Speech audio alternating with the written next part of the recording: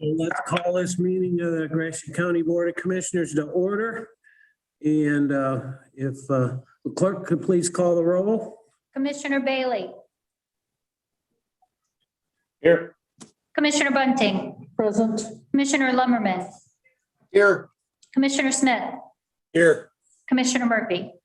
Present. All righty. If Commissioner Leonardman could give us the prayer tonight. Heavenly Father, we ask that you would give grace and comfort to the friends and family of Brent Ebright, who passed away last week. And Lord, we ask that you'd fill us with wisdom as we consider the items before us tonight. In Christ's name, amen. Amen. Who did he say passed away? Somebody in the Who? Register of Deeds office, the assistant. Oh, okay. Yeah, there was an email on it. All righty, next, if everybody could stand for the Pledge of Allegiance. I pledge allegiance To the To flag the of the United United States of States of America and to the republic republic for which it stands, one one nation, nation, under God, indivisible, indivisible, with liberty and liberty and justice for all. born and unborn. All righty. Okay, any additions or deletions from the agenda? As I mentioned, we have Ms. Daggett available only from 5 to 5:30, so we're gonna have to work everything around that.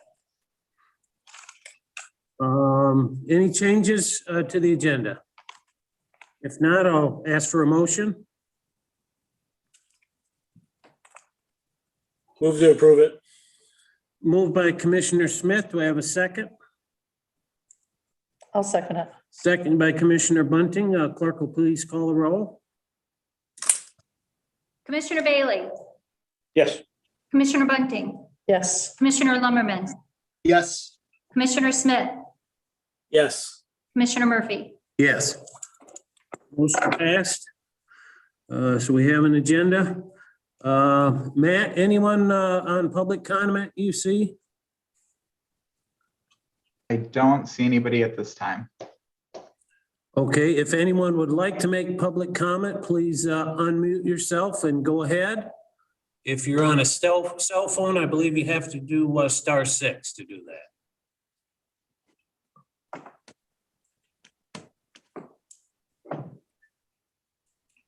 Hearing no one, let's move on to the consent agenda. Does anyone have anything on that?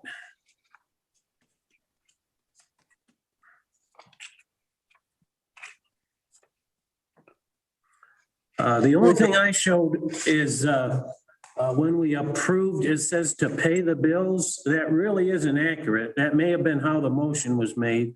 But I'd like to see us in the future say that we approve the paid bills report, because that's actually what we're doing, not approving any bills.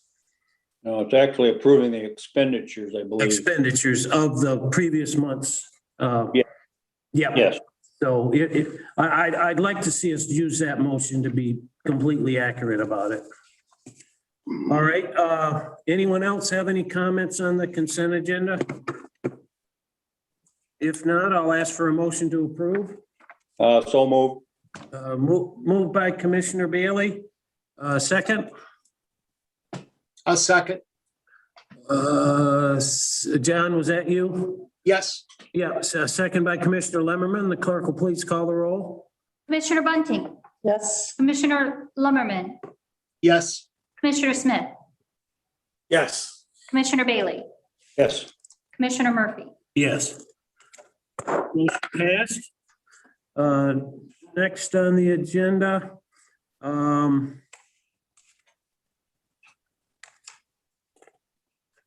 We're up to you, Tracy, looks like.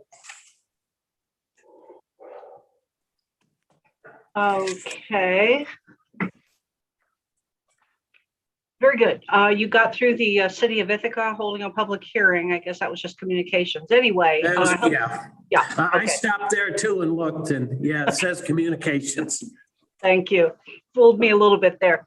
But hello, everyone. I have a very short report this evening. We're working on a number of things, but they're not yet right for reporting. But I believe I had reported to you previously that it was going to be an airport authority meeting on April 21st. I was a bit late getting into that, so I'll let Commissioner Lemmerman brief you on the developments at that meeting.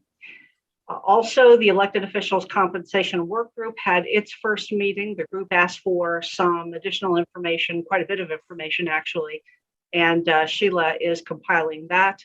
That group meets again on May 12th, so that's a week from tomorrow.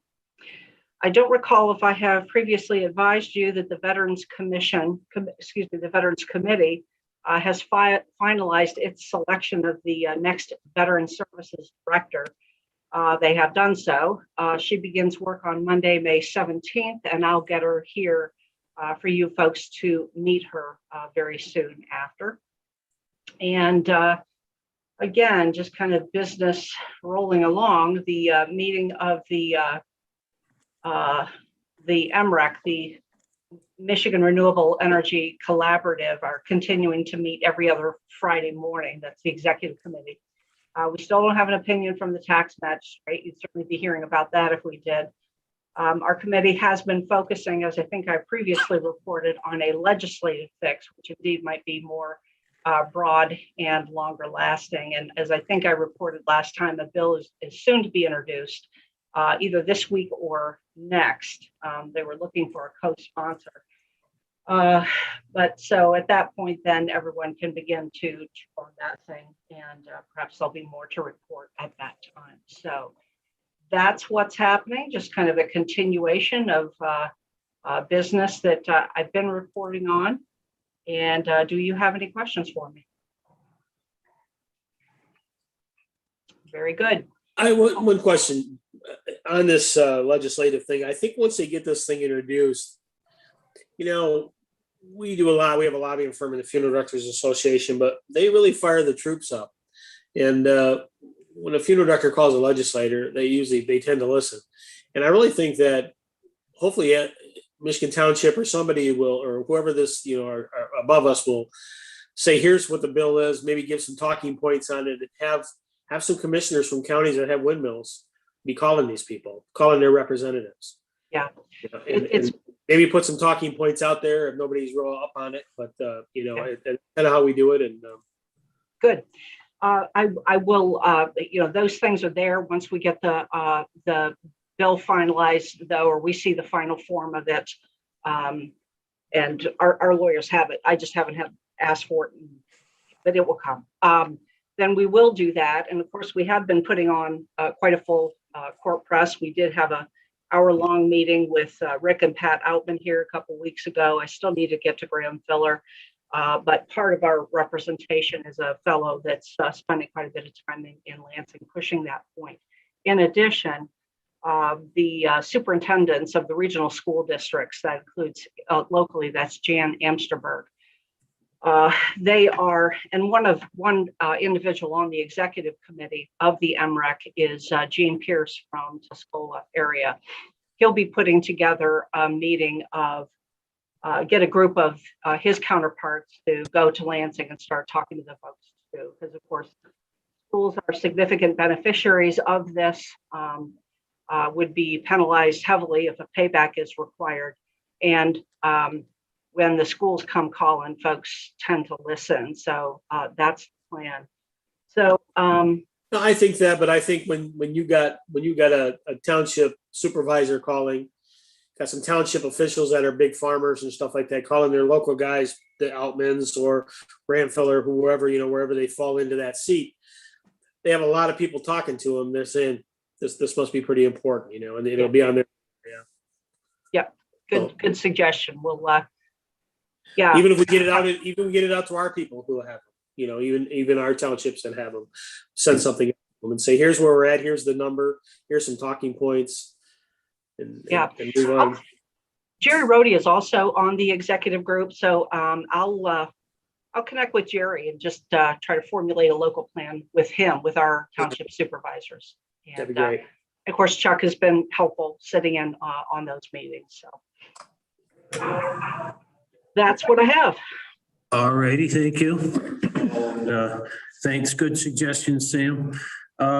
Let's see, we're moving on. It's not 5 o'clock yet for MERS. Do we have Steve Curry on the line? We do. Yes, I'm here. Would 20 minutes work for you? Sure. Okay, well, you're up then. All right, great. I do have a presentation to share with you guys. So give me 1 second while I get that up. So you don't have to look at my face the whole time. Can you see that all right? Yep. All right, great. Well, thank you for your time. Let me have some time with you folks tonight to talk a little bit about what's going on with MAC and what's going on in Lansing. Of course, we appreciate the support of Gratiot County over the years and always look forward to presenting to you folks. So just to give a little background on MAC, we have a 16-member board that's elected by the commissioners throughout the state. 2 seats from each of the 6 regions are represented on the board. The board typically meets 4 times a year. Of course, lately those have been virtual meetings. And we have our elections typically in our August, September annual conference. Your current MAC leadership looks like this. Veronica Kleinfeld is the current MAC president. Phil Kyers is the first vice president. He's from Ottawa County, and Stan Ponstein is the second vice president from Kent County. And for those of you not familiar with MAC, what is our purpose? We look at ourselves in 3 different ways. First, obviously advocacy. We are the voice of Michigan counties at the state and federal level. We provide various educational opportunities. Hopefully you're able to turn into our conference, our virtual conference last week.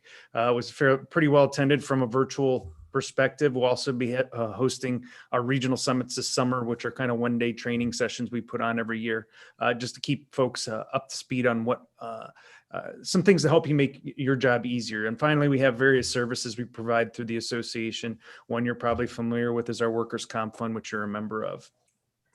So let's talk some of the legislative issues. Of course, the American Rescue Plan, very popular item right now. About $1.95 billion is coming to the state for direct to Michigan counties. We are expecting U.S. Treasury guidance on that potentially yet this week. Hopefully this week, possibly as early as next week. What we do know is that these funds can be used for COVID-related expenses or potential lost revenue due to COVID. So, and we know that the aid can be used to assist local nonprofits in their COVID response. Once we have a little better idea of what U.S. Treasury is going to allow this for, we'll be putting out some more guidance with the assistance of NACO to help you folks start formulating plans on what's the best way to use these funds. I think it's important to note that, you do have 3 years to use these funds, and a play on it may be just to hold a portion of these funds for as long as possible to see what the impact on revenue is going to be down the line, because I think it is a bit early to tell what some of the impacts going to be on property taxes and things like that. So moving on to some of our state priorities, this is by no means an extensive list of everything we're working on, just some of the things we thought we wanted to highlight to you, and I'll talk about each of these in a little more detail in future slides. So first, 4-year county commissioner term bills. These bills did pass out of committee that last week. They are now on the Senate floor. It is a bipartisan package of bills, Senate Bill 242 and 245, basically would enact 4-year county commissioner term bills starting in 2024. It did pass unanimously out of committee. We are hoping to get that on the agenda yet this week, which would basically be tomorrow or Thursday, to see if we can get that pushed out of the Senate. So if you are speaking to your senators, which would be Senator Outman, please put in a plug for these bills, because it would really help us out. Enacting reforms to improve the functioning of local courts. Courts, as you folks know, are very expensive for counties to operate. A few years ago, the Trial Court Funding Commission came out with a bunch of recommendations on how to improve court function. both functionality and financially. Those recommendations were put into legislation or introduced legislation last session.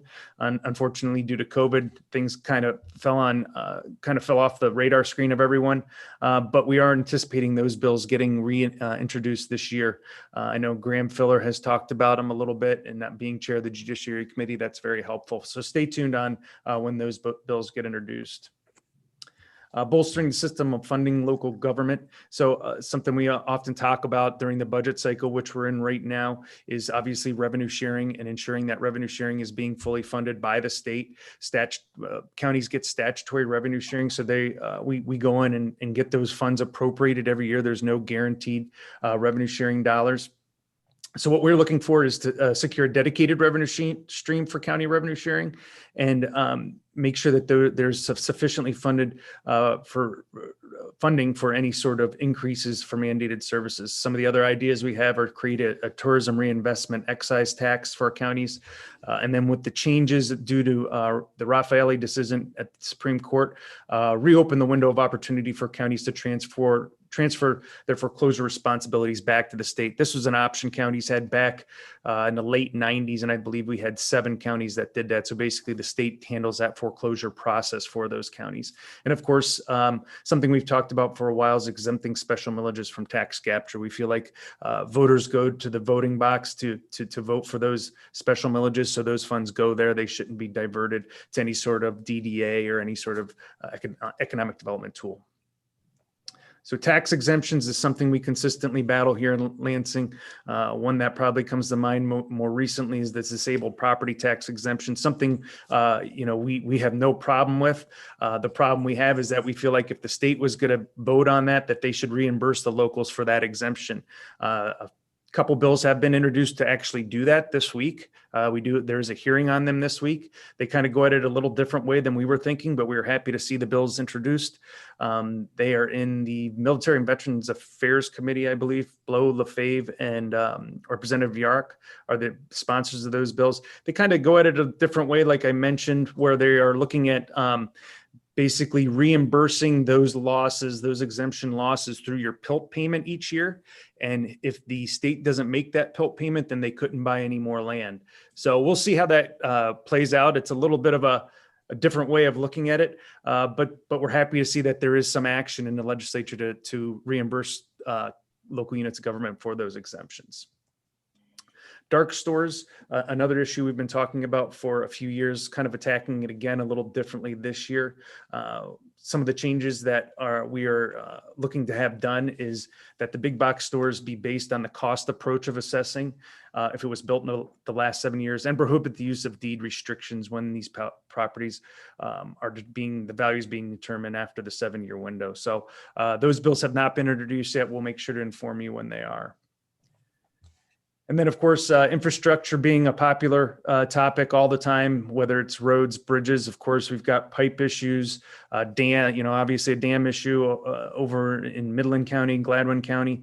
So in this budget recommendation from the governor, she provided funding for various things that related to infrastructure. We, of course, know in the American Recovery Plan, there's a significant amount of money for broadband infrastructure, which is becoming more and more important, obviously, in the world we live in now. So we're very supportive of those recommendations and look forward to getting that funding solidified and more recommendations from the federal government on what sort of infrastructure funding we can use our funds for.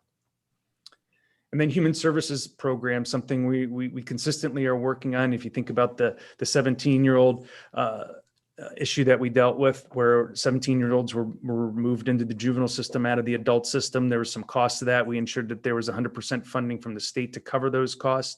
If you look at the County Veteran Service Fund, that is incidentally fully funded in this budget. House Bill 4122 would basically say, currently that legislation says that the county has to maintain an effort of payment that is comparable to the previous year in order to receive those funds. Obviously, with COVID hitting last year, that's very difficult for the counties to do. So we're seeking a 1-year waiver on that. That's what House Bill 4122 would be. So every county would have access to those veteran service funds. Obviously, mental health something always at the top of mind and even more out of the pandemic. But we do support maintaining locally governed public health systems with the community and evidence-based mental health care. So that's kind of the legislative issues that we're focusing on. Of course, I'll have time at the end to answer any questions. These are our policy committees, and when they meet, they always have had a virtual option, so you can be a part of any one of those committees and chime in whenever you want. You just need to fill out an application to be a voting member of those committees. This is where we get our marching orders. They're developed each year. Each committee goes through their platforms each year and makes any changes and updates to them. We're doing that right now. They'll go to our board for their vote in June, and then we'll go to the full membership for a vote at our annual conference. We do have a MAC PAC. It's not a very large PAC by any means, but we do use it to support the county commissioners in the legislature and those in key leadership positions. Currently, we have 31 former county commissioners in the legislature. We're very proud of that. And we kind of call that our county caucus. So we like to be able to support those folks. This is your MAC Government Affairs team. Dina Bosworth, our Director of Government Affairs. She handles our general government and finance issues. Megan Kite is our Government Affairs Associate. She handles judiciary, human services issues. And Hannah Sweeney's our Government Affairs Assistant, and she kind of keeps the train on the tracks for us. So if there's ever any questions or anything like that, and you don't know where to go, you can always ask Hannah, and she can get you pointed in the right direction. I did mention the educational component. We just finished our virtual spring conference. Our regional summits are coming up in July. Our annual conference is going to be the end of September. We're hoping for a big turnout for that because we are anticipating that being fully in person. And I think folks are anxious to get back in person again. And then finally, these are communication tools. We've got Facebook, Twitter. We do a weekly podcast, which is kind of goes over what's in our legislative update. That comes out every week, our legislative update. Hopefully you're getting that. We have Instagram. So we just try to provide a variety of different ways that you folks can get information so that you know everything that's going on in Lansing. So with that, I'll be happy to answer any questions. Steve, were you on the line listening to the windmill depreciation issue at all? Yeah, I heard it mentioned. I'm not real familiar with the issue, so I couldn't really comment on what the actual issue is, but I did hear you guys have a discussion about some legislation related to windmills. Right. It's going to be introduced in the Senate, I believe. Maybe you have more details, Tracy, but it's to get in legislation the depreciation schedule. So, because if we end up losing that case, from what I understand, is the possibility of, a school district could owe $1 million back to the utilities. Yeah, once we get the bill introduced, we will be contacting MAC and Steve, should I contact you or Dina, or who would you have me contact? Yeah, any one of us. Okay. It'll get to the right place. Yeah, until now, this has been in the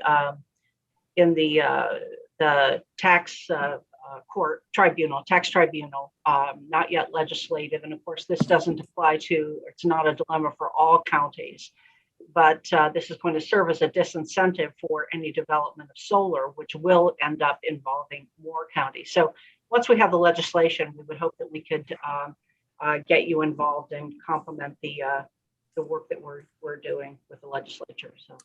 Yeah, sure. Please send that over to us. We'll take a look at it, see where it falls into our platforms. I know Dina's been doing a lot of work on the solar side as well, and working on some different mechanisms there to make sure that that funding stays in place as well. Very good. Thank you.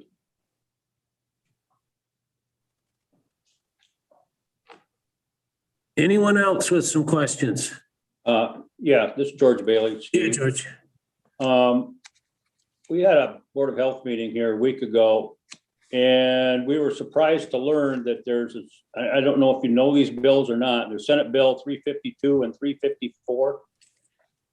And what those bills would do is give a moratorium to all food services for the next year, as far as inspections, and as far as fees go towards inspections. That would entail the fact that they would not collect any fees, not only from the state, but from the county, both from the health department and from the Department of Agriculture. But that would leave every county or their district health department stuck with having to fund regardless because we are charged with the health and safety of everyone. So those programs would have to continue, but they would not be funded. Do you know anything about that? Yes, yeah, we're kind of lockstep with the local public health departments on that. We're opposed to that sort of dropping those fees. And you know, incidentally, we've been in contact with the Restaurant Association and really support using the restaurant revitalization plan and support that industry using that plan to ensure that because those fees can be paid through that plan as well. And that kind of keeps everybody whole. So we've been in contact with the local public health departments and are in opposition to those bills and we're working with the bill sponsor right now to see if there's another way. Good, because that's still going that would create a burden on us. I know we're going to get COVID relief and what, you know, every county does, but that's for our relief, not for the state mandated relief. Right, right. I think everybody's interested in helping the restaurants out, you know, but, you know, if there could be some state funds come down for that, or I'm assuming we could use stimulus, but each county would have to kick up some money to replace that funding. Yep, I understand. Thank you. Anyone else?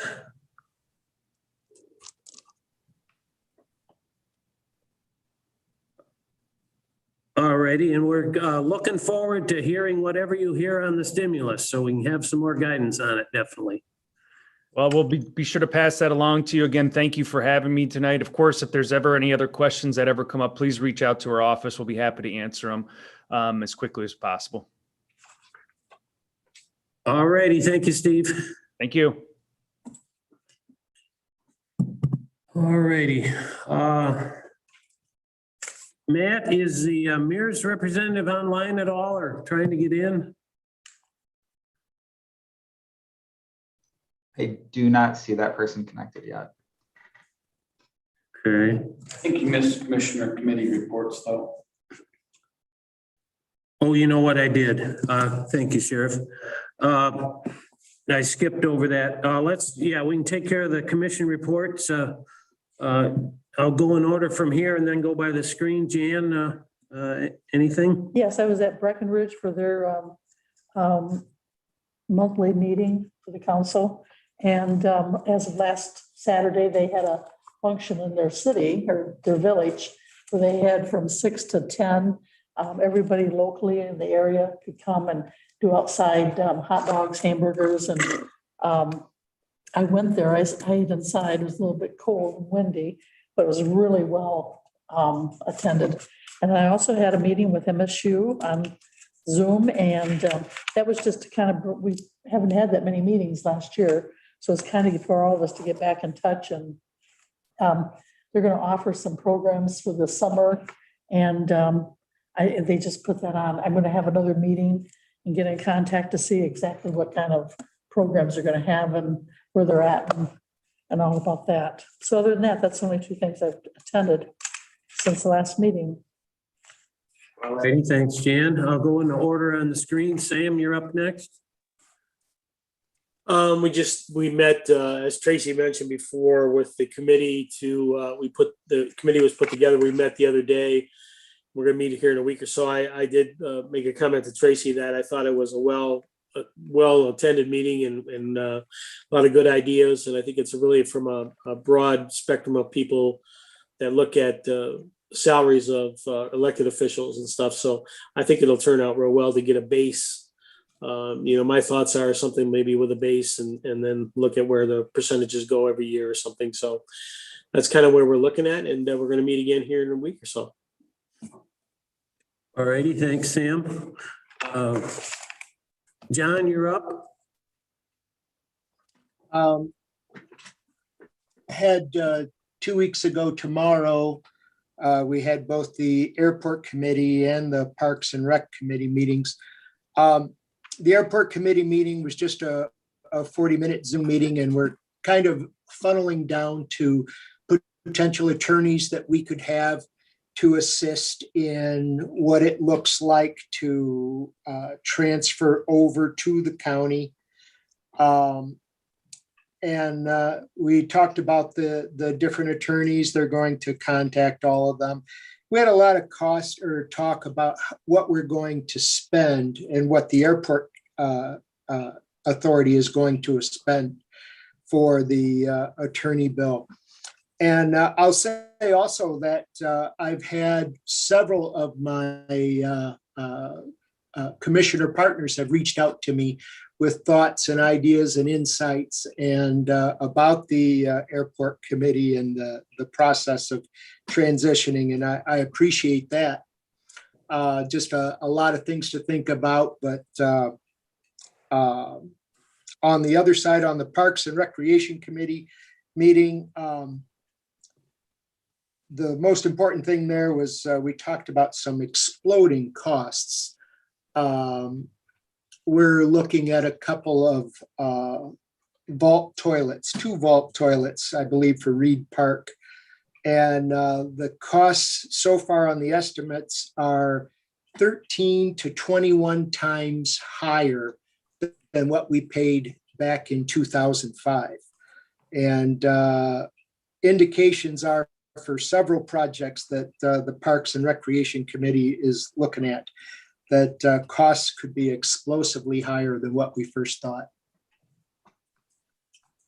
All righty, let's hold up any questions for John and move on to the Mears report. Marnie, is it? Daggett? Yes. Hi. Awesome, thank you. You're up. Your name.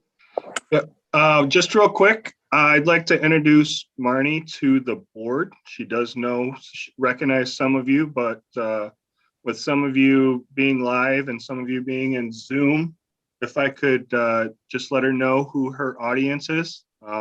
Starting in the Board of Commissioners room, we are, Marnie, we have a new chairman, Commissioner Murphy. And to his right, but looking to his left, is Commissioner Bunting. Hi, Marty. We have Commissioner Smith, Commissioner Bailey, and Commissioner Lemmerman. Hello. And I provided the board with a memo explaining why you were here, some information, some of the portfolios that were on the website, and I'm going to let you take it from here. Thanks, Chris. Thank you. Thanks, Chris. As Chris obviously mentioned, MERS is going through a little bit of an adjustment with our retiree health care funding vehicle. Upon discovery and just kind of in conversation, it has been made clear that many of our municipalities and their boards of commissioners were unaware of kind of certain responsibilities that come with different investment options with the retiree health funding vehicle. So to give you some background, the retiree health funding vehicle through MERS, if you're in our total market fund, which is how we invest the DV dollars that you have with us, and it has over $11 billion in assets, that portfolio is under what's called institutional investing umbrella. So because of that, there are some different rules. When you go outside of that total market fund, I'll back up for a second. Under that, you can be under MERS fiduciary responsibility, meaning we take fiduciary responsibility for everything. When you go outside of that umbrella, again, we take fiduciary responsibility of the investment portfolios, meaning the lineup, but your board, you yourselves, have to take on the fiduciary responsibility of making sure you're following the PERSIA Investment Act, so Public Employee Retirement Systems Investment Act, and the allocations of your assets based on that act. We discovered that a lot of our boards were not aware of that. So if they moved outside of the total market fund and just picked all bonds or all this, they could be in violation with that PERSIA Act. So because of that, MERS is announced to all of our municipalities that we are doing a kind of plan reset where we are defaulting everyone into the total market fund. That effective date is June 24th, but there is an opt-out date of June 18th if your board wishes to fill out forms saying, I see your board, but you guys filling out forms saying, we recognize that we're taking on this fiduciary responsibility. We recognize that we will be in compliance with the Persia Act, and we want to opt out of this default. If you do not want to take action, you can simply default into the total market fund. And that's where over 90% of our employers already are. And the 20 or so that I've reached out from my region, all so far, not you yet, but all so far have said, yep, we're not going to watch all that. We are going to go into the default. There's no pressure to do that. You can make a choice, whatever you want. We just need your action if you're going to opt out, and recognition that you are taking on that responsibility, just so that it's very clear from a lines perspective and you know exactly what your responsibility is. So that's kind of what's happening. Questions? Are we out of the outside window, our funds right now? Yes, so in pulling up your account today, and you haven't made a change since your quarterly statement that you just received, you are in three different funds. You're in a short-term income fund, which is bonds. You're in a MERS diversified bond portfolio, which is also all bonds. And then you are in a capital preservation portfolio, which is 20% stocks and 80% bonds. So more than 80% of your portfolio is in bonds right now. And so that's kind of where your asset allocation, you are not currently in the total market fund. So this would be an adjustment if you move to the default of how you're currently invested. And to just further complicate things just a tiny bit, that capital preservation fund, that's that 20% stock and 80% bond, is being removed from the lineup. You can certainly make up that mix of stocks and bonds in the different lineup, but that particular portfolio is being removed. They're adding some funds, they're removing some funds. So I'm just letting you know, regardless, you're gonna have to make some kind of action, or choose a different asset allocation. If you want to do nothing, then you would move into the total market fund. So we would have to fill out papers if we wanted to stay where we're at, is what you're saying. Yep. And you still wouldn't stay exactly where you're at, because that one, yep. My real question is that when we did this maybe a year and a half, 2 years ago, and I thought I was pretty clear, and most of us were pretty clear that this is other people's money, that we want to stay fairly conservative. Why wouldn't have you told me as our fiduciary or our people to say, if you do this, you're not going to be in compliance, or whatever it means? This is something that resulted as an audit. So this wasn't something that was previously done. MERS does audits from time to time. There is no conversation of in compliance or out of compliance, because we don't know how all of your assets are allocated. And so from a Persia perspective, it looks at all of the county's assets and how you divide all of them. So technically I wouldn't know that, but I didn't know that obviously this was something that was going to be suggested in the audit at this time. The suggestion was to make it very clear, because we don't know how everyone else is invested, because you could have several different plans, and based on your bond mix here, but your stock mix over there, your county could be in compliance with Persia. We just won't know that. So the suggestion from the auditor was to make it pretty clear to everyone, here's this kind of one path, or you can make this path, but make sure that they are very well aware of their responsibilities. The Persia Act has always been around for all municipalities, so it's not a new act. But aren't all our funds, our retirement funds, invested with you?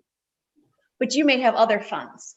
I don't know if you have bond funds, how you invest your other portfolios. It's talking about your county as a whole and how you invest those. So we don't know all of that. And it may be true that you're all with MERS, but I don't know that. Does that? We're only talking, I mean, we have some bonds out, but we're only talking retirement money.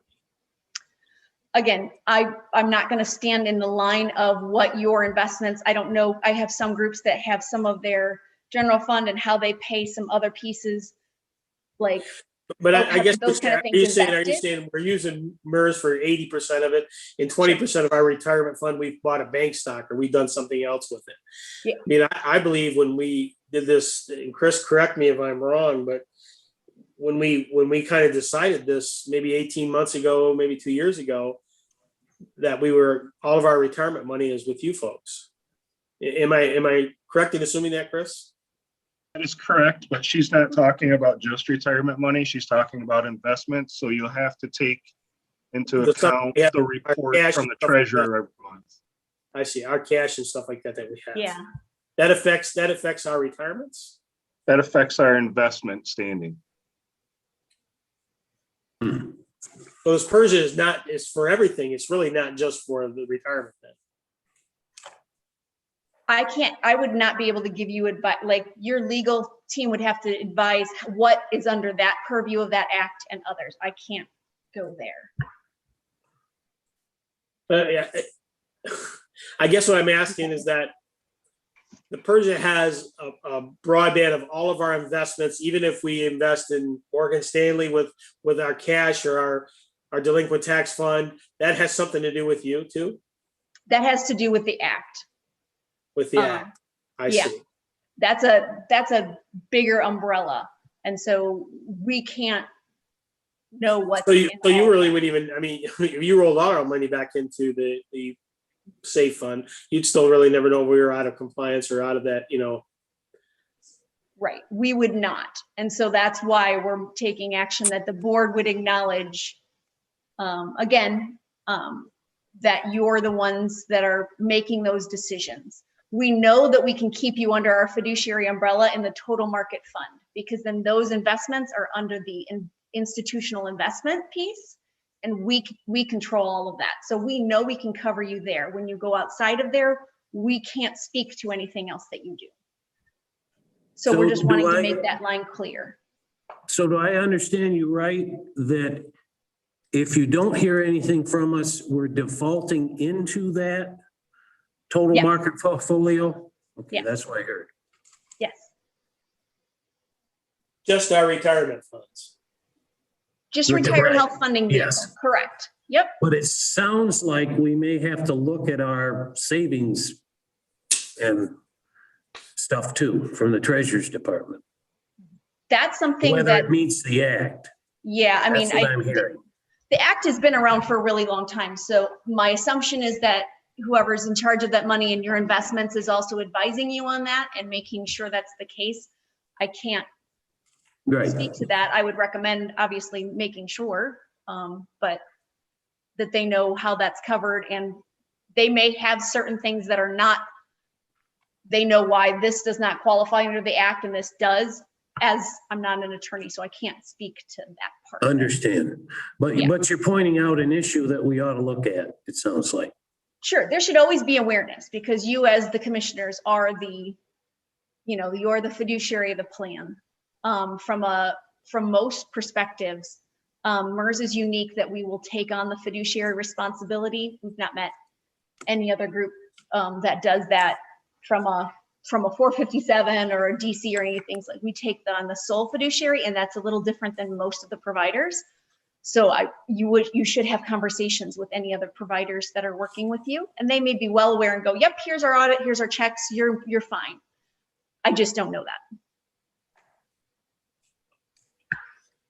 Marty, as you make these presentations, are you finding that most counties go with your default, or are there a lot of counties that are choosing their own paths? Yeah, so more than 90% of our groups were already in the total market fund. So this was something they were already doing. I have about 200 customers. I had about 20 to reach out to. Nope, there's one more that hasn't made their decision, but so 18 of them have said, yeah, we're just going to default. This is not something we're going to pay attention to. This is not something we're going to take on. That doesn't mean it's right or wrong. So from my perspective, besides 2 groups in my whole region, everyone's going to be in the total market fund. They're going to default, but they also feel like they don't have investment expertise on their board of commissioners. They don't feel like they have expertise from Persia. And so that's another decision. You may have people who are on your commission who have expertise and advice, and you're good to go. So there's no right or wrong, but from a majority perspective, yes, they are all going into the total market fund or are already there. And on that total market fund, I'm looking at a PDF. It says underneath the description, and I do see it's up 10.59% quarter to date, but it says underneath that, note 2% charge from amounts withdrawn or transferred within 90 days of each contribution. That will not be included from a default perspective. So we're, as a plan, defaulting you, so there will be no charges in that time. So for instance, the total market fund, because of its diversity and complexity, there is a fee to move it in and out very quickly, right? So anything rolled over from the other pieces due to this default would not be subject to that 90-day rule. It would be contributions you made after the fact. You would have to keep those contributions in the fund for at least 90 days before moving it to a different investment. So your 2 million that's in there now can move at any time after the default to something else, if you, or to pay for something or anything like that. But any contributions you made after June, so say you put 100,000 in, just as an example, you would wait 90 days to pay out 2,100,000. You can move all the others, just not the full amount. Does that make sense? So you're just trying to not, and we're not going to try to market time this anyway, but that's what you're trying to prevent? Somewhat, yeah.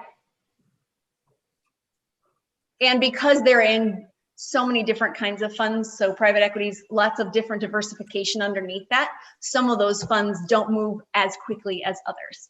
Like you can't just sell a stock and buy. Some you can sell quickly, others you cannot. So they have to protect liquidity and things like that. It's a pretty standard practice for a very complex fund like that, portfolio, I should say. But from this perspective, a plan default would definitely not put you subject to those limitations. And if at any time, if your board, if you guys choose to default into the total market fund and 6 months from now you say, you know what, nope, we really want to change our investments, you would just reach out to us and we would have you then take board action to sign and say, yes, we're now pulling that out from the MERS umbrella. Yes, this is where we're going to invest and we are taking on that fiduciary responsibility. So it would just take a board action at that time. That total market portfolio, there's a lot of private equity in there, right? There's some, I wouldn't say a lot, but there's some. Yep. We're definitely diversifying, especially in the bond arena. Right now, we're not expecting inflation rates to stay where they are, and everything to stay where they are. So when inflation rises and interest rates rise is what I meant to say, and interest rates rise, that will affect the bond market. So they're investing in things that are bond-like from a safety perspective, but are not going to be at risk from a kind of interest rate increase or inflation. The pie chart says private markets at 23.9%, and that's the biggest single allocation, right? It's not, there's many underneath there. It's not a single allocation, but yes. Is that what you're saying? Right. I'm trying to pull up what you're. It's page 31 of the MERS investment options.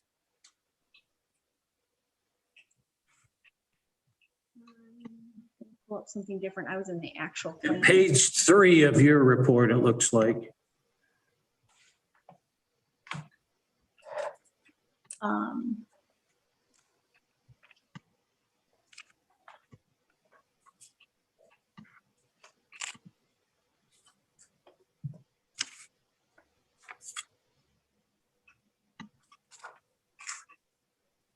Can I pull up what you're looking at, John? Yes, yeah. Yeah, there it is. Thanks, Chris. You're welcome. Oh, I know what you're looking at. Sorry. I was looking at the actual investment page. Okay, so that's the kind of the footprint that there's within that there's a band. So But that's the standard allocation that and you'd have to scroll up to the total market fund so I can see what you're looking at, sorry. Yep, so that's what the board would say. This is kind of our general asset allocation. And within that, each asset class has a band that our investment team can move within. So emerging markets may be able to go down to 8% and up to 15. Does that make sense? Like all those different things can move based on what needs to happen in the marketplace.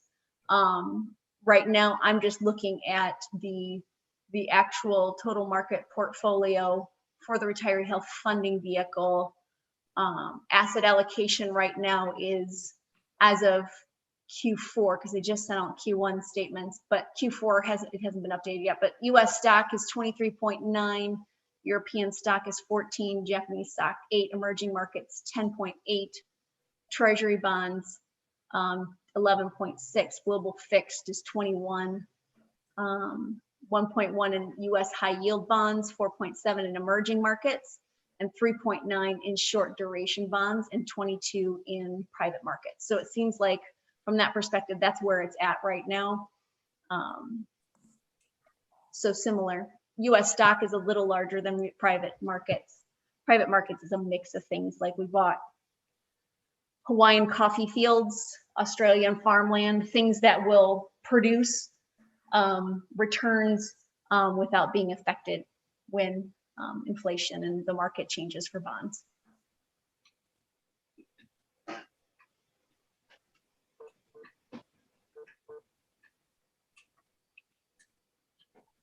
Okay, anyone else with any questions?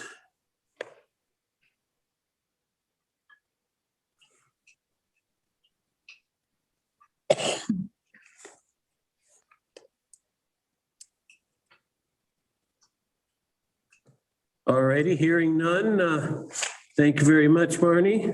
Absolutely. And I'm sure if anyone does have any questions, they can contact you. Absolutely.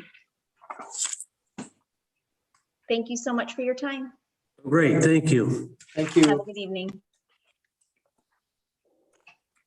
And it sounds like we may need to revisit this issue by June for sure at the latest.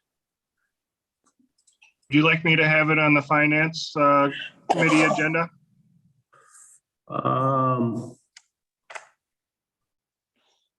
Yeah, looks like we might have to. That's going to be an awful busy meeting though. When are we bringing it up Chris, first? do you have the criteria? Chris, do you have the criteria to make sure that we do, if they take all this money back into, if we don't do anything, they take it all back into their safe zone or whatever. Do you have the criteria to see where we're at? If we're still out of compliance or out of this? The Persia Act?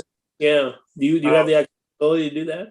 Yeah, I actually looked it up while she was talking about it, and it's something that I'm very familiar with because for 3 years, in a former employment, I audited the Bureau of Investments for the state of Michigan, which was all of their retirement systems. So I actually audited them against the Persia Act was part of our compliance review. So I am very familiar with it. I guess, when we did this, we kind of got this all wrapped up and we put this money into their MERS and got them, we've been squaring this up the best we can.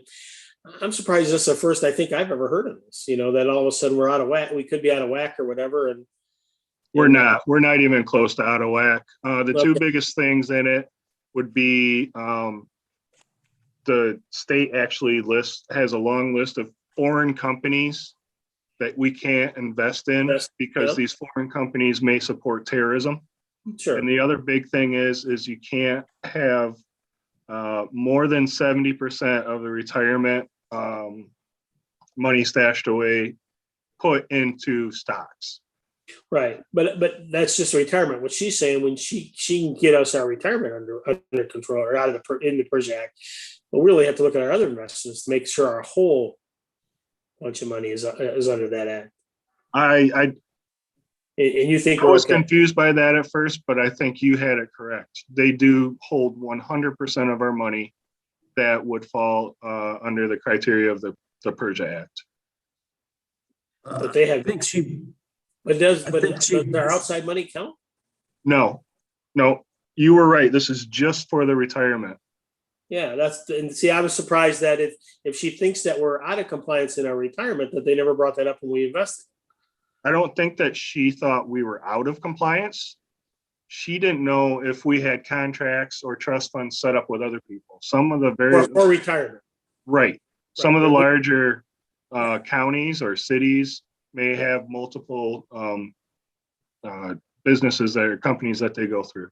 So really, the PERS Act is just our retirement money. Yes, It's not we got in Edward Jones or wherever we've got CDs and stuff like that. It's none of them funds. correct. None of our operating money. Okay, that's what I thought, and my thought was that if we needed to roll that back in because we're, into this fund here, if we don't do anything. But she was saying I cannot tell that because I don't know what you've done with your other money. Well, our other money, but she's talking other retirement money. They have it all. Yes. Okay. All right, I got it. Yeah, Thank you. so I misunderstood that also. You're saying our savings money with the treasurer is not in this act, that this act is only retirement money. Correct. Okay, great. Are we all on the same page with that? Well, then I guess the real question is this something that we look at, Chris, to stay where we're at? Even if we're in compliance where we're at, or is this something we just let her roll back? I mean, how do we? If you're asking what I think, we got to the position that we wanted to get to without having any of our assets depreciate. That's what we didn't want. We wanted to get up to, 80 to 100% funded without ever going backwards. Right. And we did that. So now is the time to look at the next step. The next step is to invest this and make the money work for us so that it funds our, our Sure. post-employment employee benefits.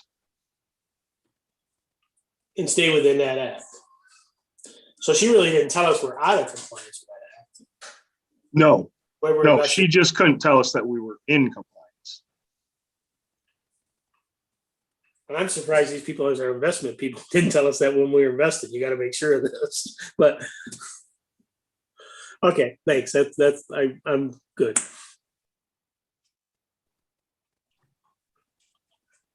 All righty, let's go back to where we were. Did anyone have any questions for Commissioner Lemmerman on his report with the airport and the parks? All righty, Commissioner Bailey? We had a health department meeting and I discussed a little bit of that with Steve, and that was it. All righty, thank you, George. And I attended the same meeting, and we pretty much brought up the issue on the food inspection fees. And we also, at that meeting, we got a very good report on the vaccinations, how they're coming along. And some parts of the county are already at the 70% they reported, or very near. So that's all I have. Next, Sheriff Morris, you're up. Evening, everybody. I passed out hard copies of the annual report, and it was also sent to you electronically. If you'll go through it, you can see last year complaints were down, and that's attributed to COVID. We had a lot less people out and about moving around, and a lot less things going on in the county. You'll see that traffic stops were down. Patrol hours were actually up, but that's attributed to a lot less people out and about too, traffic stops, and concerned about catching COVID out in the general public. I will tell you that from a standpoint from this year to last already, we are 400 complaints ahead of last year already. So we picked back up, and if I was to guess, I'm gonna guess we're gonna be 12 to 1,300, probably ahead of this, what we had in 2020, in 2021. One of the things that you will see that is quite shocking is the amount of guns registered. From 181 guns registered last in 2019 to 661 in 2020. And that was people afraid of what's going to happen in the world. And it's just one of them things, but I would expect to see that stay higher. You can see arrests were down, and arrests are going to continue to go down with the reform Public Act 393 that had happened on April 1st, and then more changes coming October 1st. You're going to see arrests down more physically in the jails, but we'll get through it, and it's just the the reform that's going on. Other than that, you have all the breakdown of any complaints, all file classes that we had throughout the year, and I'll take any questions from anybody that had any questions for me. You think it's a good, I'm thinking about buying a gun. I won't buy any bullets, just kidding. A lot of people are doing it, Jan. Yeah, I just don't know. I keep putting it off, but I'm out late at night. Yeah. I have to take a special class to be able CPL to. class, yes. And hopefully we are getting a lot of people taking these classes if they're gonna get a gun. We do. I know a couple people that do CPL classes, one over in Saginaw, one up by St. Louis, and they are full. Just about every class they have, they are full. So. Do you see us with any kind of riots in our community? I would hope not, but it's a possibility, I guess. That can change at a drop of a hat. I mean, it just depends on if anything would happen. And it could happen. And that's why we got to be prepared as officers. And we prepare our guys. We have the equipment for that type of stuff. And we have mutual aid agreements with other departments if we need them. I've been watching a program on the cartel. Have we seen any trace of the cartel in our area? No. Okay. No. But we do have the drugs. Oh, yeah. But they're brought in by people that get them through smaller avenues and then they make it up here. Uh-huh. Yeah. And what do we do at this point? Like, if you take somebody in that's high on drugs, do we take them to a certain area, a hospital, or dry them out? How do you do that? We usually have them seen by medical staff at the jail, and they are quarantined off because of COVID. We quarantine everybody, but just depends on how long they're with us and what happens. But they have to be cleared medically after they get there. If they're not, then they go to the hospital. Yeah. Do you see more men than women, or is it about the same For what? for drugs? It's hard to tell. It just depends on what's going on out in the community. It goes in phases, but I'd say probably a few more men than women, but not necessarily a lot because they run in couples, a lot of them. What is your biggest concern or fear in the next, say, year and a half? People with crisis in their life being in jail, for lack of better words, mental health in the jail setting. That is going to be a huge problem. And that was a big topic last week in the conference I was in. People with issues that are put in jail for crimes. And the solution is get them more counseling and more help. But there's the lack of that everywhere. Yeah. Just ain't specific to Gratiot County. It's everywhere in the United States. There's just so many, it seems like. Correct. Have we seen any, like immigrants? I mean, I like everybody, and I know that they have to go someplace. I have talked to a couple of the townships that have seen immigrants in their area now. Oh, we've had immigrants for a long time. We have immigrants in Gratiot County, yes. There's no doubt about that. I would think that a lot of them are just looking for another start. But I also know that there's probably some that it's going to be here pushing the drugs and. It's a possibility, but a lot of the people that come up here to Gratiot County that are immigrants come here to work on local farms. Yeah. Okay, that's basically all the questions I have. Yeah. Mike, do you see any technology coming there that you could, if you stopped a driver for impaired driving, to say how impaired they are? I understand all you can do is pretty much take them to the hospital and say yes or no. Well, I have several officers that are called A-Ride certified, which is the drug recognition people. I don't have any what they call DREs, which are drug recognition experts. That is costly. And we did do some checking actually recently. The next class is scheduled in Arizona in the fall. So it's costly to do it. We do have 2 DREs in the county, one with the Elma Police Department, one with the St. Louis Police Department. But I do have some that are not highly qualified to test people roadside for drugs, but they're called A-Ride. But do you see anything coming like similar to a alcohol blood level? Oh, I see what you're saying. That's what I'm thinking. Yeah, they have been, there's been talk of roadside swabs, but if they refuse it, you can't force them to take it. So you have to rely on the watching of the eyes and the other cues that are learned in the A-Ride system. And then I believe you mentioned at a previous meeting that you're projecting with these changes in the legislation and arrests that you may see like even less than 20 on average in the jail. Possibility, it certainly is. Do you foresee a need of less staffing? Or I'm sure you got to have a minimum, but. No, you got to have a minimum staffing for DOC standards. And the other thing is we're dealing with different types of people now. Like I said, the health and wellness of the inmate has drastically changed.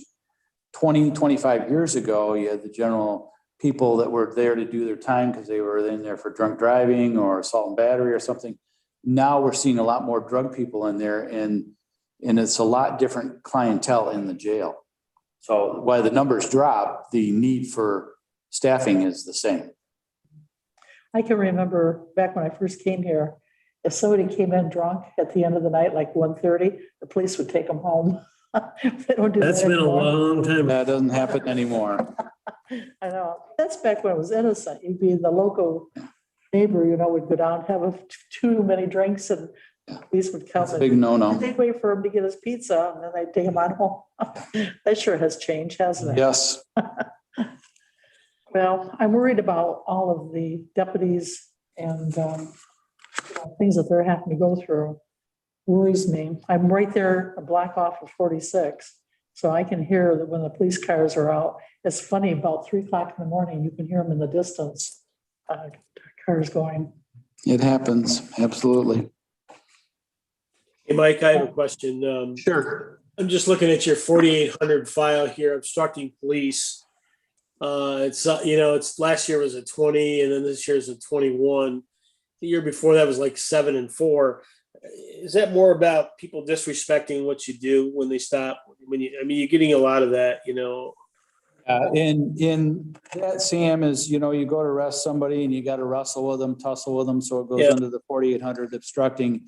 And yeah, that's the case. You go to arrest somebody and they take off on you or something like that. And it goes in waves. As you can see in 17, 18, it was down quite a bit. Yeah, I see that. And then, but the previous years, 2 years before that, it was up quite a bit again. So it just goes in waves. It depends on the clientele in the county. And I hate to say this, but when we have people that go to prison or are locked up for a period of time, some of that stuff drops. And then when they get back out on parole or probation, they start doing the crimes they were doing before.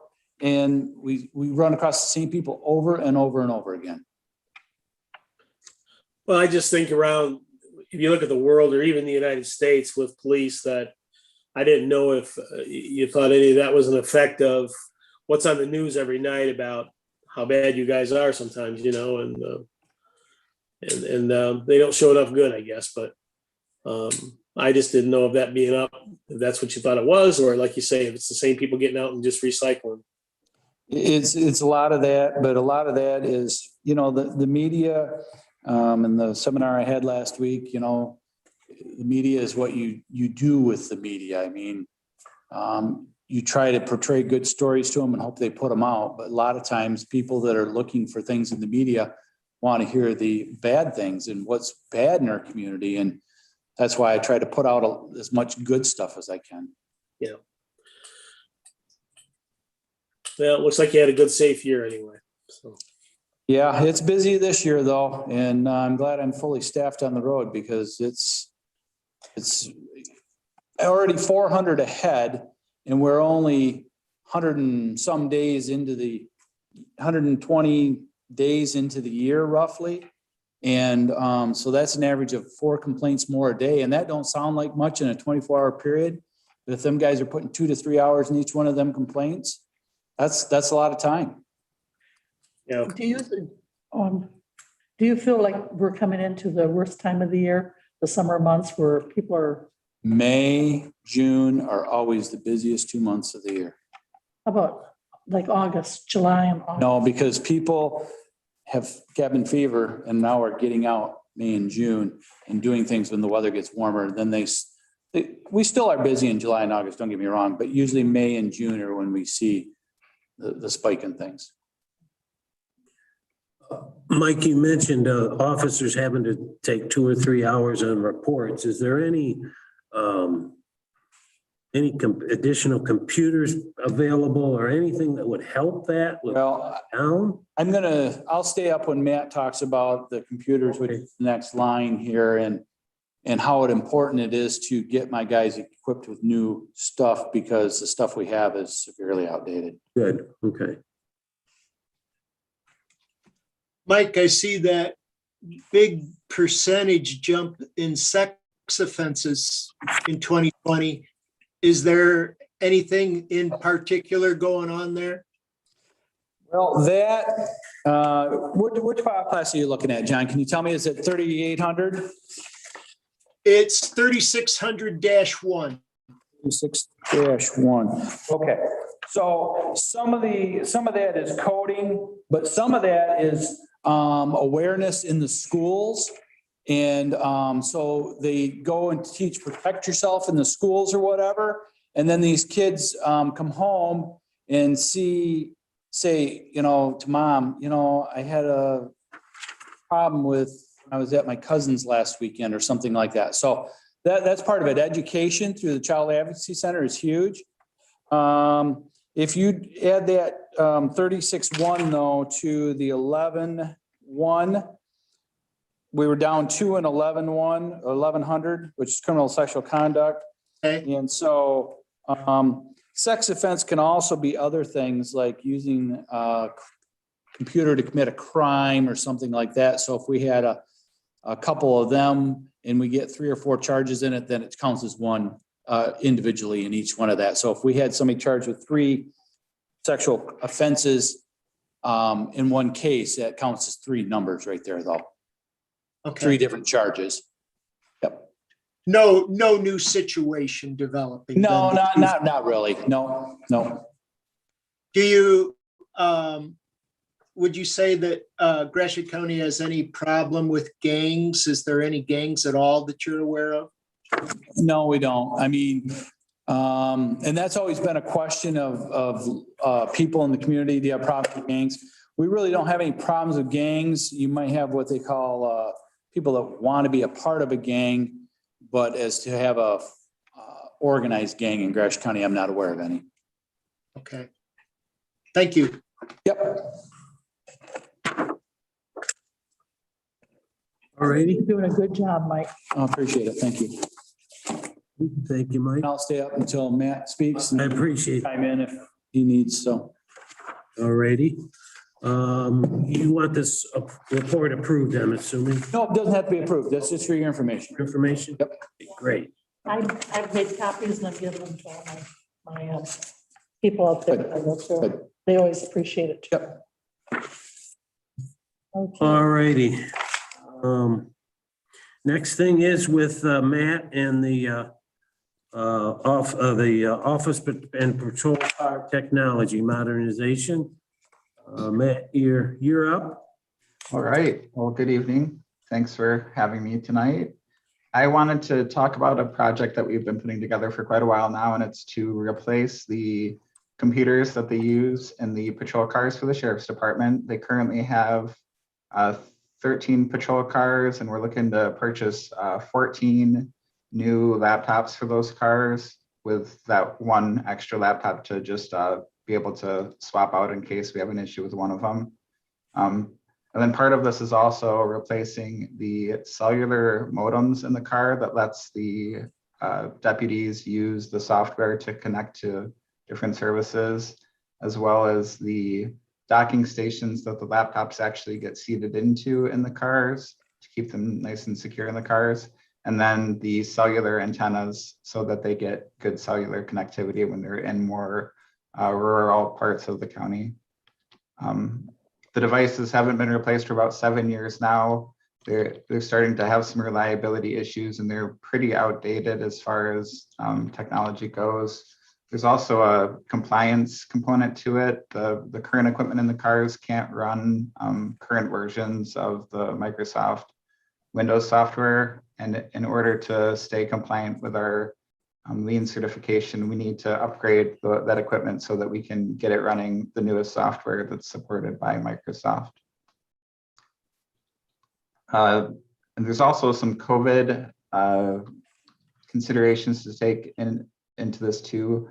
There's a need for the sheriff's department to better be able to use this equipment to kind of work with people remotely, also to work with their staff back at the sheriff's office remotely as well. So, they can be out in the field and communicate with the staff back at the sheriff's department. So we've kind of put this project together. We put it out for bid, and we've got 2 responses back. One was from Procom. They're based up in Mount Pleasant, Michigan. And then the other company was EVC LLC, and they're based down in Kalamazoo.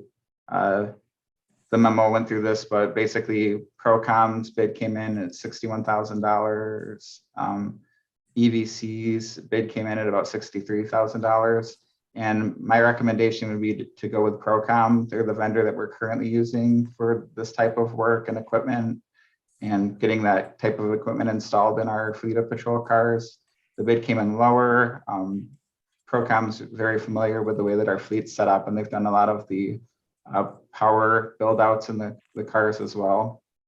And then the sheriff's department is also happy with the quality of work they do, and having their garage up in Mount Pleasant helps us more quickly be able to service the cars when the equipment needs to be serviced. And they're able to get staff down to the sheriff's department faster as well. So that's a little bit of background on the project and talking about the bids that we got for it. There's also a funding component to this.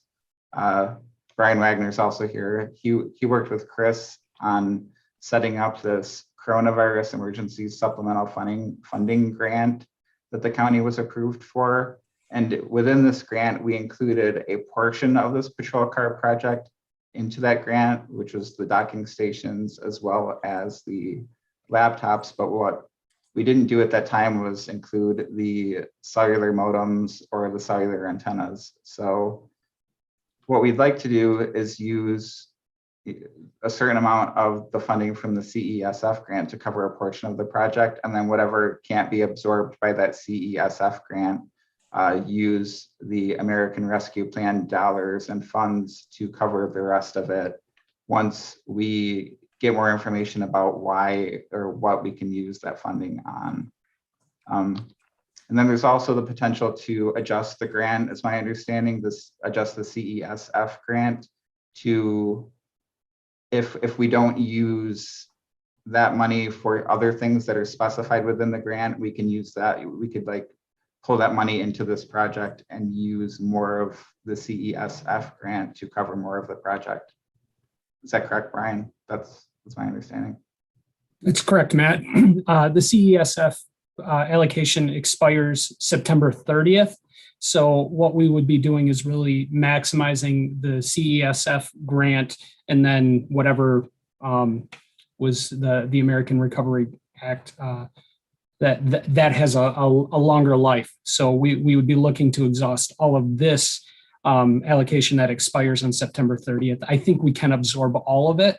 And I confirmed with our grant advisors from the Michigan State Police that the quotes that you provided to me, I had her review those, and both were good to go. She said that they were covered and fell within the purview of the allocation. Thanks. So that's really all I wanted to go through. There's two components to this. One, it would be awarding the bid to Procom, and then the other portion of it would be just, I guess, approving the amount, and then approving the idea that if we're not able to have all of the money carried on the CESF grant, just acknowledging that we'll need additional funding, possibly from the ARP funds to cover the remainder of the project. And I feel confident. I can add that, I know we don't have all the information that we need, but I feel very confident that we'll be able to argue 2 or 3 different ways that a project like this will fit under ARP funding. We know enough that I have that confidence. So, you can approve that. The grant, Brian has indicated ARP funding. If ARP funding is not available, then perhaps general funds, unless the sheriff can find a way to pick up the difference. But I'm using too many words to say that I'm very confident that any residuals could get picked up by ARP funds. I thought I'd look to the administrator for those other funds. I got my checkbook out, Mike. If I could just speak on behalf of Procom, they do build all our cars. So when I get a new car and we change over, they build them from top to bottom. So they know our cars inside and out. And yeah, they did come in lower, but that's another reason to go with them. And today I had a problem with one of my car cameras yesterday and called them. They were here today, got it fixed for me. They're super to work with. I'm familiar with Procom too, and they did 911 stuff and Yes, they've been around they've forever. done a lot of stuff for the county. All right, well, one question I had for maybe both Matt and Sheriff Morris, is this equipment the highest technology, the newest and most upgradable equipment we could buy? Because I think we need to look at doing those kind of things. Especially since we've got this extra money possibly to work with. Yeah, we did. One of the reasons, how should I word this? It took us a while to get this project together because there were a lot of different components and we were trying to decide which cellular modems we wanted to go to and which equipment we wanted to go with. And I do feel good about the equipment that we chose as far as it, lasting quite a while. With technology, it's kind of hard to guess that kind of stuff just because, especially with cellular modems, those things change quite rapidly, but I feel confident that this equipment's going to suit our needs and last at least 5 years. And if I can add on that, we currently have Panasonic computers in our cars, and these are going to be Panasonic, right, Matt? That's correct, yeah. And so they're going to be similar in the layout and how they work, but we're in year 8 with these Panasonics that we have right now, year 8.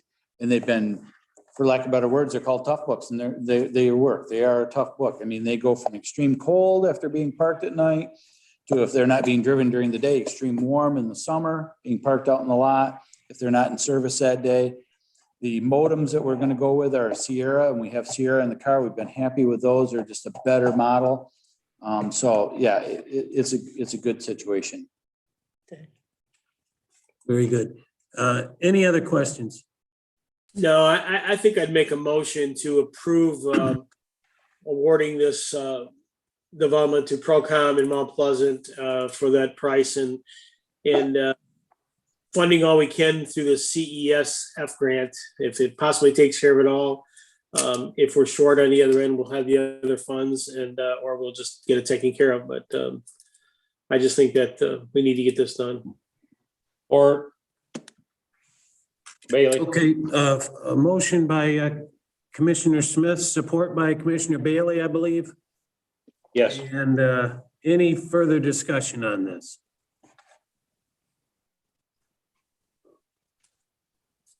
Hearing none, will the clerk please call the roll? Commissioner Lumberman, He's on mute. you're on commission. There you go. Sorry about that. Yes. Commissioner Smith, Yes. Commissioner Bailey, Yes. Commissioner Bunting, Yes, Commissioner Murphy. Yes. Motion passed. Thank you. And I'd also like to mention, Sheriff, would it be worth looking at so that we don't get into this situation 8 years from now? Maybe a system where we upgrade, part of another bid that we could upgrade this sooner if we could use some of this money coming in, or anything else you think your department could use. Well, and one thing we may want to use down the road is we have some new car cameras in cars already, but we still have some that are, I think, from 2012. And so one of the parts that broke down today was a part that is 8 or 9 years old. And luckily we had to spare. They don't make them no more. So when this next one goes out, we're going to have to buy a whole new camera system. So that might be one thing to look at on the road too. Well, I think it'd be good with this possibility of us funding this with this money coming in, that you could develop a list for us. Sure, absolutely. Yep. Thank you. thanks, Mike. I appreciate it, and thanks, Brian. Thanks, Matt. Then Brian. All righty, next. Jan, I'm going to have you introduce this because I don't know how to even pronounce that. I don't either. Mike Besser, are you still there? I am. Awesome. Oh, where are you? Oh, there you are. There. Hi, how are Okay. you? I'd like to introduce Mike Besser from St. Louis. And he's going to talk about, we can't even pronounce this name here. And Mike, I wanted you to know you're on YouTube. And so there's people out there that's going to hear this for the first time. So maybe you could tell us a little bit about you and about this disease. Okay. I'll try to make this as brief as possible, but as informative as possible too. I've been a resident of Gratiot County since 1962. I was a business owner. I worked various jobs in the county, and my last job was at Miller Auto Sales. I was selling cars. In 2013, I was diagnosed with scleroderma. Never heard of it. And I was symptomatic for it for 2 years prior to that. My world ended or stopped on August 1st when the doctor told me I have scleroderma and I would not live longer than 5 years. I immediately Googled this disease. Scleroderma is a rheumatic autoimmune disease where the body attacks itself. Sclero is Greek meaning hard, derma is skin. This is the disease that they used to refer to as people being turned to stone. Your skin hardens and your skin compromises your entire body. So basically, with no cure for this disease, the cause of death among scleroderma patients was organ failure because your heart would turn hard, your lungs. So it is a very, very bad disease. I just want to give you a few updates. I did send some information. I don't know if anybody has had a chance to read it, but I'll just give you a couple quick facts about it. It was first discovered in 1753. It is not new. Everybody has heard of MS or multiple sclerosis. There are worldwide 2.5 million people with multiple sclerosis. Worldwide, there are 3 million people with systemic scleroderma or systemic sclerosis. There are 300,000 people living in the United States with scleroderma, and there are 1 million people with MS. Everybody's heard of MS, but until I was diagnosed with scleroderma, I never knew what it was. When I was diagnosed in 2013, 10,000 Michigan residents have been diagnosed with scleroderma. As of 2020, that number is now 11,000 and growing. This is a very tough disease to diagnose. There is no cause, there is no cure. the our autoimmune system turns on itself, and it sees our cells, its tissue, our skin as a foreign invader. And so I am a national advocate for the National Scleroderma Foundation. I just received my certification as an advocate internationally. So I do webinars, Zoom presentations, et cetera. And my working career ended in 2014 because I could not perform a job. This disease comes with comorbidities, which means that if you have scleroderma, you usually develop interstitial lung disease, which is fibrosis of the lungs. You develop heart issues, you develop lung issues, kidney issues, Raynaud's. It's not a nice disease. It invites a lot of friends. In 2018, the leading cause of death among scleroderma patients was organ failure because the organs would turn hard, so your body would shut down and die.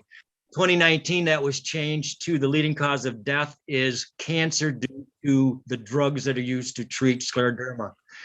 There have been no drugs ever made for scleroderma. We have piggybacked our drugs from other diseases. Therefore, we are legally discriminated against not only by pharmaceutical companies, insurance companies, but also the federal government, because there are not, I take several medications, but they are not for scleroderma, they're for other diseases. Therefore, I have to pay out-of-pocket expenses. As a national advocate, the National Foundation asks us to do what we call asks. June is Scleroderma Awareness Month, and June 29th is Worldwide Scleroderma Awareness Day. My ask and my challenge by the National Foundation was to help our executive director in the state of Michigan reach out to the top 75 populated cities in the Michigan. Obviously, Gratiot County is not one of them. And when I talk to my fellow advocates throughout the state and then throughout the country, most of the support groups are in metropolitan cities. So when I tell them that the entire county I live in has a population of about 40,000 people, they have no comprehension of this. So rather than taking on and asking a city, I decided to take on and ask the county if they would follow through with the proclamation that I sent. I sent a copy of it. It's a city proclamation, but it could be changed. And all of my ask is, and there's no strings attached, no money. The Scleroderma Foundation is a nonprofit organization. It's just asked to bring awareness to this disease. At last check, I know there are myself and 5 other residents in Gratiot County with scleroderma. And once again, that number is rising. They don't, like I said, know the cause of the disease, but one of them is environmental factors. So let's do the figuring there. And that's why it's a lot of the industrial cities, the Rust Belt, Michigan and stuff has the higher population because it's somehow tied in with environmental factors. So my simple ask today is just if the Gratiot County Board of Commissioners would issue a proclamation with the wording that I provided and asking that June be declared Scleroderma Awareness Month in the state of, or in the Gratiot County, and also that June 29th is Scleroderma Awareness Day in the county. That is my simple ask. Do you have any questions? Anyone with any questions? I would like to make a motion that we would go ahead and have our chair sign this proclamation to make, I still can't pronounce that, June, the month of June, and also June 29th, the day of the how do you say it again, Mike? Scleroderma. Scleroderma. Scleroderma. Scleroderma National Month and National Day. All righty, motion by Jan. Do I have a second?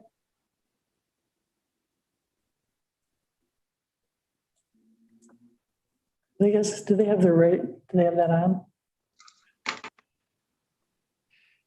I'll second it. Second by Commissioner Lemmerman.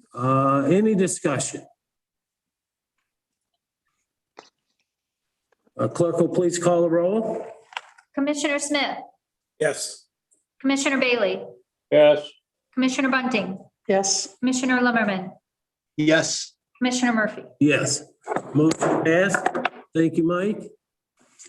Thank you very much. I appreciate that. And if there is an opportunity that gets shared to the press or any other entities, I would greatly appreciate that so I can send the results back to not only the Michigan chapter, but the national chapter in Massachusetts as well. I thank you very much for your time, and I appreciate all the efforts you are doing for our county. Once again, I enjoy living here. It's great. So thank you very much for your time. Thank you, Mike. Good to see you. Thank you, dear. Appreciate it. All right, let's see. Next on the agenda is a contract with soil erosion inspector. Yes, I'm presenting. Tracy, hand on it. Go ahead.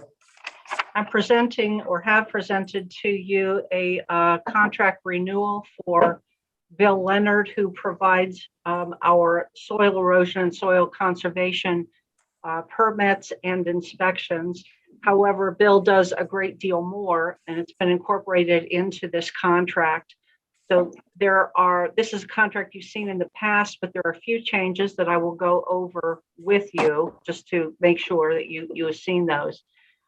First of all, in Article 1, note that Bill is, he enforces the building code because he's also cross-certified as a building inspector. But what I want you to know is that building officials are few and far between. And Bill, by virtue of his background, his qualifications, the work he has done, he is also certified as a building official. And that's a big deal because there aren't a whole lot of them around, and Gratiot County found itself in quite a spot at one point when we lost a building official. And, again, we were scrambling for what was a very rare resource. So Bill provides that safety net. He provides that bench depth. We're doing a lot of that cross-training, cross-certifying in that department. So he does the building inspections, but also can serve as the building official, as I said. In Article 3, which is on page 2 of this contract, we have added the blight function for Bill. This year, he's doing blight eradication. He's on contract with 4 of our townships. You know about that. We've spoken about that at length. And incidentally, he currently has 5 cases on his desk. One is going to be presented to the prosecutor later this week. Another is going very, very well, and the others are somewhere in between. On page 3 of this contract, Article 5, duration and termination of the agreement, I'm asking that this contract be retroactive to January 1st of this year, and that we just run it through the rest of this fiscal year and through the next fiscal year so that we don't keep coming back to you, because quite frankly, we're behind in getting this to you. So note that duration and note that we're asking for more than just the remainder of this fiscal year. I'm asking that the compensation be, because I will be asking for an increase, I'm asking that that increase be retroactive to January 1st of this year. And Bill works at a rate of $16 an hour right now, which for all his credentials and the work he does is pretty modest. I'm asking for an increase to $16.50. That's a 50-cent increase per hour through the end of this fiscal year. And then that be increased another 50 cents to $17 an hour as of October 1st. Please note that Bill gets no fringe benefits. Of course, we pay payroll taxes, workers' compensation insurance, liability insurance, but he does not take any benefits from us, and as a contractor does not also get the opt-out or payout. So this is a lot of bang for the buck here with Bill Leonard. So those are the changes in the contract from what was presented to you last year. Really, in every way, this is just a document that allows us to do what we do and to keep the business going. I'm asking for your approval of the contract as written. So he'll finish up October or September 30th or whatever it is. And then he'll do one more calendar year for the county till October 1 again next year. Through September 30th, but yes, under this contract. Yes, that's the duration of this contract. It ends, but then he'll do one more year after that. He'll do he'll do just over a year and a half under this contract. Yeah, okay.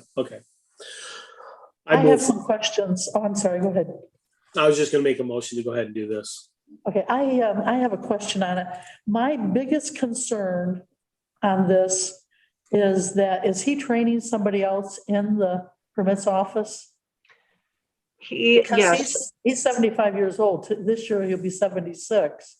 And my concerns are, we need to be looking at training somebody or getting somebody in that office, because eventually he's going to want to totally retire. as has been previously reported to this board, Deandra Huggins was recently completed her certification for soil erosion. Yes, and that's part of the bench depth to which I have commonly referred. And then I also, you had it in here, I've been looking for it and I can't seem to put my fingers on it, but we're going to, he's going to go to, like if he wants to go to a convention or some new training, that we would take care of that fund.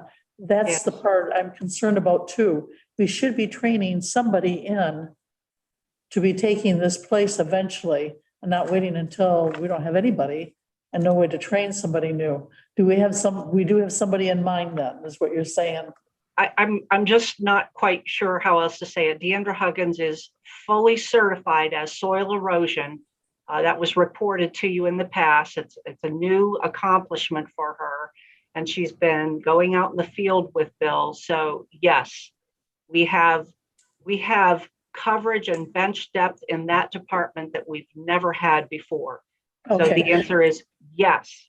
Okay. Then on page two, I just want to completely answer your question if I understand it. Yes. On page 2 of the contract, we have carried forward the language that has always been there, which is that he's to participate in continuing education. I don't have to read it to you. It's in Article 2, paragraph J, K and L. Okay, I was looking for that and couldn't find it. No, I'm gonna, as soon as the school is out, I'm gonna be touring each one of the departments. And that'll give me a chance to kind of meet some of these people and, see how things are going. And I have to say, it's been a couple of years since I have toured any of the departments. And I think it's easier to remember things once you go there and meet them and all that. But anyway, yeah, I have a little concern because I know, does he still own his business in St. Louis? Is he like working 2 different jobs, or does he just work for the county? I don't know. You can have a conversation with him. That's not really the sort of thing. This is George. This is completely out of line. No, it's not. This type of questioning has nothing to do with the man's position. You cannot do that. You cannot. Yes, I can. Yes, I can ask these questions. It's okay, George. You're out of line. Calm Sorry. down. You're out of Calm line. down. The reason You're out of line. I'm asking these questions is I You're out of line. want to make sure that we have people, it's like the treasurer's office.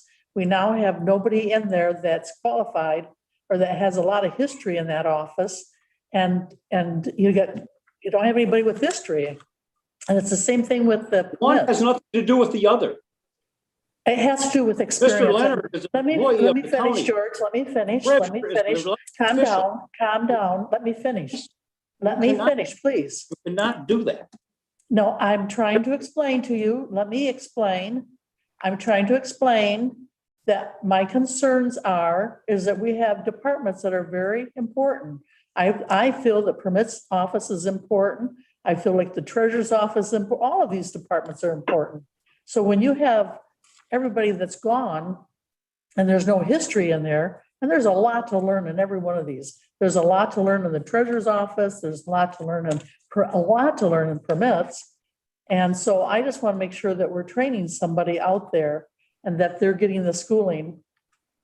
I'm glad that I know who he is. He's from St. Louis. lives not too far from where I'm at. He's a very nice man. I really like him. But I gotta tell you something, I'm gonna be 71 and I'm kind of pooped out from working. He's 75 and I'm sure that he's. You know, I just hate to hear, you know, as your risk manager, and I just hate to hear references to age because Terrible. that does put the county as an entity in a precarious legal position. So just do with that what you will. Let's move on this. I want to call the question. I made a motion to hire this Yeah, I gentleman. was getting to that, Sam. You know, I understand what Jan is trying to say, that I don't think she's talking about age. I think she's talking about wanting to know that there's somebody in the department. We have a motion to approve the contract by Commissioner Smith. Do we have a second? I'll second it. We have a second by Commissioner Bunning. Any discussion, any further discussion? Clerk will please call the roll. Commissioner Bailey, Yes. Commissioner Bunting, Yes. Commissioner Lumberman, Yes. Commissioner Smith, Yes. Commissioner Murphy. Yes, motion passed. All righty. Unfinished business. We have under there is discussion of the distribution of funds under the stimulus money. I don't think we still have much information. Tracy, is there anything you want to add on that? No, but again, I've just asked for, you know, I've been suggesting that you talk about what process you want to use. No, I have nothing to add. Okay. All righty. Any, When will we know any of this information? well, we just had a report from MAC that they're anticipating something this week or next week, some I heard it was further around- guidance. I heard it was around the 11th, but I wondered if it was. Yeah, that would be next week.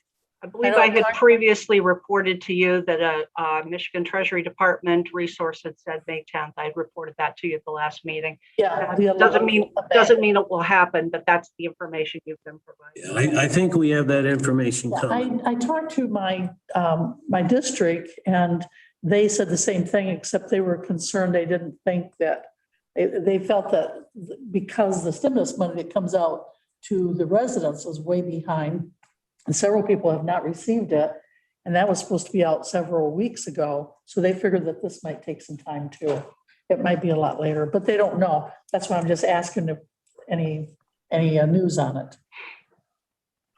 Okay, any other unfinished business? Matt, you see anybody on the additional public comment? Nope, there's nobody else connected right now. Okay, great. All righty. I believe we've exhausted the agenda. Without objection, we're adjourned.